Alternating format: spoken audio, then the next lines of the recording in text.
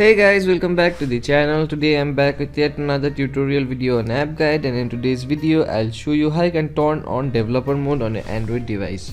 So you have an Android device that you use and you want to turn on the developer mode in that Android device in order to use some additional tools and features in your mobile device, but you can't figure out how you can do it. Watch this video till the end. I'll show you some simple steps in order to turn on the developer mode in an Android device in very easy way. It's a very simple process. Just follow the simple steps I do and you'll do it in no time. So the first thing you want to do in order to turn on the developer mode in an Android device is open your Android device settings. Once you go into your settings, you'll land an interface like this. Now from here, what you have to do is go into your about phone settings. Some of the device may have these settings on the top of the list, or some of the device may have the settings on the bottom of the list.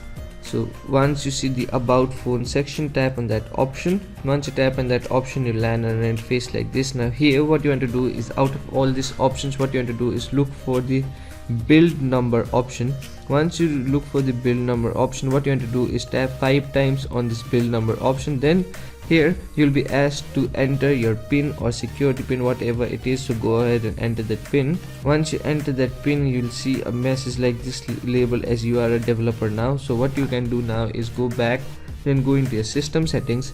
Once you go into your system settings and go into advanced settings, here you'll see an option labeled as developer option, so which means you have successfully activated or turned on the developer mode in your Android device. So those are the simple steps in order to turn on the developer mode in your Android device. So that will be it for today's video. Hope this video was helpful for you. If it was, hit the like button, subscribe to the channel, and I'll see you in the next video with some new information. Goodbye.